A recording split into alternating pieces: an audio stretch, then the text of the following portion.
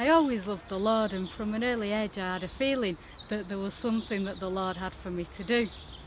But I didn't think that I was meant to be a sister. When I would think about what sisters did, I would always think about missionary work, but then I didn't want to go to Africa, and so that was the end of that. I graduated from Manchester University with a degree in economics, and I thought that the way for me to live out the Christian life was in the world of business, and so I pursued a successful business career. In my early 20s, a friend introduced me to the apparition of the Virgin of Revelation, who appeared to a Protestant in Rome in 1947 and converted him.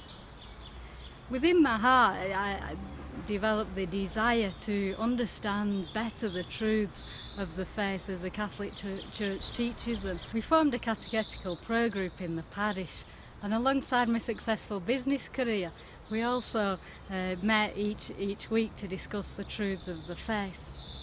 Before long, I would feel a growing burning in my heart as we talked about the scriptures and the truths of the faith, and it was in contrast to that what I felt when I was working within the world of work. I suppose it was a little bit like the apostles on the road to Emmaus. Finally, I had the dream job and all the material things that went with it, but I still felt that something was missing in my life, and so I asked the Lord truly what was the project that He had in mind for me. I felt a little bit like what St. Paul said when he wrote that everything is as if rubbish when compared to the love of the Lord. Eventually I came on holiday to Rome, and it was while I was in Rome that I received the answer to my prayer, and that was that I was to become a missionary. At first the idea of a vocation frightened me, and I had a great fight with the Lord. I thought the idea was crazy. I didn't want to leave England or my family or my friends for that matter. I came to Rome and I stayed with the Missionaries of Divine Revelation, and all of a sudden I felt like I'd come home. I felt like the Lord had truly answered my prayer to show me what was my life's project, and that being a missionary would be a project that for me would last a lifetime. The sisters reassured me with the phrase of St. Philip Neri, who said that when you do good for Rome, you do good for the entire world. And with that thought, I eventually realised that it's possible to be a missionary and not go to Africa. Being a missionary of Divine Revelation is the most challenging and exciting thing I've ever done in my whole life. I always laugh because people think that to be a sister is in some way to have chosen an easy life. I always respond very simply by saying the religious life is not for girls, in the sense that you have to be a strong woman in order to fulfil the Lord's call and to follow it. To be a sister requires all our energies, all our skills, all our intellect in order to bring the Lord's message to the world. In a typical day we have a life of prayer which is combined with an apostolate working for the new evangelisation, communicating the Lord's love to the whole world.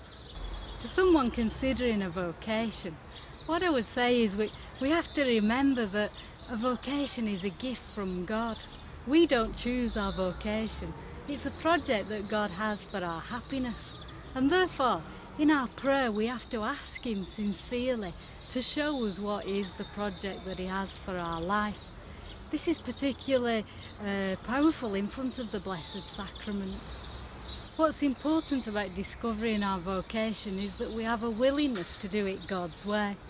The first thing we have to give up is our ideas, and so in that way we're totally open to what the Lord's will is for our lives. Very often we can make the mistake of thinking of our vocation in the way that we think it, rather than being open to the great plans that the Lord has in store for us. Lastly, I would encourage someone thinking about a vocation to make concrete steps. Thinking about a vocation is all fair and fine, but the Lord actually talks to us through the concrete events of our lives, through the concrete decisions that we make, and through this the Lord helps us to understand His will. Active discernment in the end, we get to understand when we look back on our life's history, through the many different events and people we've met, how the Lord has brought us to the place we are today, and eventually how to find out what His will truly is for us. When I was finally discerning what I was to do with my life, one of the Missionaries of Divine Revelation gave me some great advice. She told me that in the end you have to make a leap of faith. This idea really inspired me because, you know, very often I felt a little bit out of my depth and I was a little bit frightened about the road I would take.